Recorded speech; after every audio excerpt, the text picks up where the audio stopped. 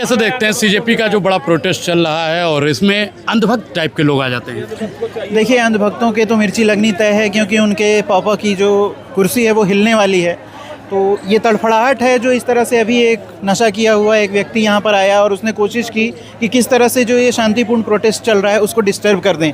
तो इनकी मंशा यही है कि किसी न किसी तरीके से जो छात्र अपने अधिकारों की मांग कर रहे हैं उसको डाइवर्ट करके इसको माहौल ख़राब कर दिया जाए। सर, क्या लगता है कि ये गुंडे भेजे जाते हैं? हाँ, जाहिर सी बात है, गुंडे भेजे जाते हैं। नहीं तो आप सोचिए, जो लगातार यहाँ पर आ रहे हैं उनमें से 10 में से 10 लोग जो हैं शांतिपूर्ण प्रोटेस्ट कर रहे हैं, और जो गुंडे बदमाश आ रहे हैं आप उनका अगर बैकग्राउंड चेक करेंगे तो उनका बैकग्राउंड कहीं ना कहीं बीजेपी से निकलेगा या उस तरह के जुड़े हुए आनुषंगिक संगठनों से मिलेगा, जिससे इन्हें भेजा जा रहा है यहाँ पर कि आप जा कर के वहाँ पे लोगों को परेशान करो। ये प्रोटेस्ट अभी कितने दिन चलने वाला है, क्योंकि धर्मेंद्र प्रधान जी इस्तीफा देने का नाम तक नहीं ले रहे हैं? ये प्रोटेस्ट तब तक चलेगा जब तक धर्मेंद्र प्रधान का इस्तीफ़ा नहीं होगा। प्रधानमंत्री मोदी जब तक यहाँ पर आके छात्रों के सामने हाथ जोड़ करके माफ़ी नहीं मांगेंगे कि हमने छात्रों पर अत्याचार किया, उनके साथ अन्याय किया, मैं आपसे माफ़ी मांगता हूँ, तब तक ये प्रोटेस्ट चलता रहेगा, तब तक ये चलता रहेगा। लेकिन आपके नेता ने युवाओं की आवाज़ उठाई तो उनको जेल में डाल दिया गया था। देखिए, कहने के लिए कोई कुछ भी कह सकता है, नेता होते किस लिए हैं? आवाज़ उठाने के लिए, जनता की। सबका तरीका अलग हो सकता है। आज यहाँ सीजेपी कर रही है, राहुल गांधी जी ने वहाँ प्रधानमंत्री आवास घेरा था, आम आदमी पार्टी अपनी तरह से कर रही है।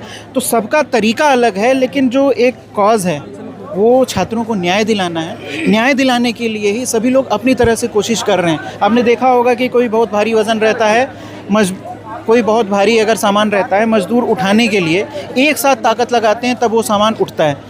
अलग अलग आप उठाएंगे नहीं उठेगा। तो ठीक इसी तरह से आज चारों तरफ से एक साथ ताकत लगाई जा रही है कि ये तानाशाही और अत्याचारी सरकार जो है उसको उखाड़ के फेंका जाए।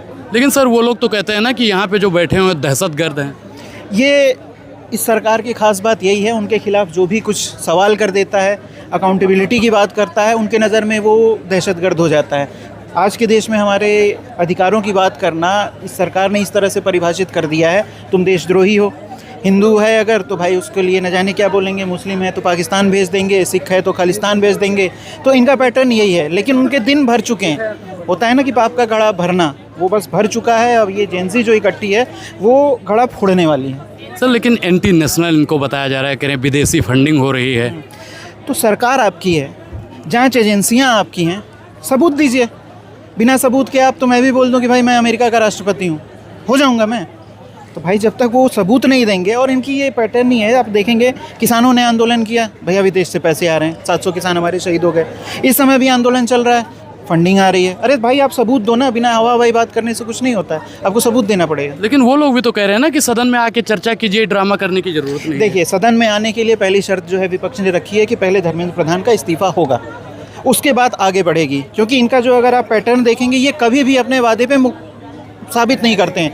2014 से पहले महामानव जी मतलब मोदी जी ने क्या बोला था, 15 लाख सबके खाते में आएंगे, 2 करोड़ रोजगार होगा। रोजगार की स्थिति आप देख ही रहे हैं, किसानों की आय दोगुनी होगी, गंगा जी साफ हो जाएंगी, करप्शन खत्म हो जाएगा, डॉलर की वैल्यू बिल्कुल हमारे सामने खत्म हो जाएगी, विदेश से लोग आएंगे हमारे लिए वीज़ा लेने के लिए लगातार लाइन में खड़े रहेंगे। लेकिन क्या हुआ? तो इनके वादे पे अब किसी को भी भरोसा नहीं है। पहले आप इस्तीफ़ा दिलाओ, इस्तीफ़ा जब हो जाएगा उसके बाद हम कुछ चर्चा करेंगे। लेकिन वो लोग तो कहते हैं ना कि हमारे यहाँ इस्तीफे जैसी कोई प्रथा ही नहीं है। तो इस बार जेंजी भी ठान करके बैठा है कि आपकी ये प्रथा बदलने वाली है। जो प्रथाएं चलते चलते कुरीतियों में बदल जाती हैं उसको समाज ही बदलता है। सती प्रथा आपको याद है ना, किसी को लगा था, आपने इतिहास पढ़ा, किसी को लगा था खत्म होगा, वो हुआ। अब इनकी जो ये प्रथा है कि हम इस्तीफ़ा नहीं देंगे, इस बार इस्तीफ़ा होकर रहेगा। अभी सर, आपने देखा होगा कि पुलिस के लोगों ने किस प्रकार से इनके ऊपर लाठियां बरसाई, उसको कैसे देखते हैं? ये अत्याचार है। छात्र अपना कुछ ऐसा मांग नहीं रख रहा है कि भाई हमें ये दे दो वो दे दो। एक स्वस्थ लोकतंत्र में अगर आप संविधान पढ़ेंगे तो राज्य के जो नीति निर्देशक तत्व हैं उसमें अलग अलग परिभाषाएं दी हैं कि राज्य को क्या करना चाहिए। उसमें से ये भी है कि आप लोगों को रोज़गार देंगे, साफ़ हवा पानी, ना आप हवा दे पा रहे हो ना साफ़ पानी दे पा रहे हो, प्रदूषण से लोग दिल्ली में, अभी ठंड आने दीजिए, अभी देखिएगा क्या हालत होगी। तो छात्र इस तरह का कोई भी आंदोलन करके मांग नहीं कर रहा है कि जिससे आप उस पर लाठी चलवाएं। वो कह रहा है आप धर्मेंद्र प्रधान का इस्तीफ़ा दिलाओ। जो पेपर्स लीक हो जा रहे हैं एक के बाद एक, 152 पेपर लीक हो चुके हैं, आप उसकी अकाउंटेबिलिटी तय करो। 152 पेपर लीक हुए, अभी तक कितने लोगों को सज़ा हुई, कितने लोग जेल के पीछे गए। धर्मेंद्र प्रधान जी का अभी एक वीडियो देखा था मैंने, कार में बैठ के बिल्कुल ऐसे एंड करके जा रहे थे। मतलब उनको ज़रा सा भी फ़र्क नहीं पड़ रहा है कि 20 से 25 छात्रों ने अपनी जान दे दी पेपर लीक होने की वजह से। काश इनके घर का, इनके परिवार का कोई अगर होता तो शायद वो तकलीफ समझते। लेकिन ये वही युवा है ना जो लिख रहे थे मैं मोदी का परिवार। देखिए, कोई भी विचार कभी भी एकदम जिसको बोलते हैं जड़ नहीं होती। विचार दो ही लोगों के नहीं बदल सकते हैं, या तो मूर्ख हो या तो मृत हो। और आज का युवा ना तो मूर्ख है ना मृत है।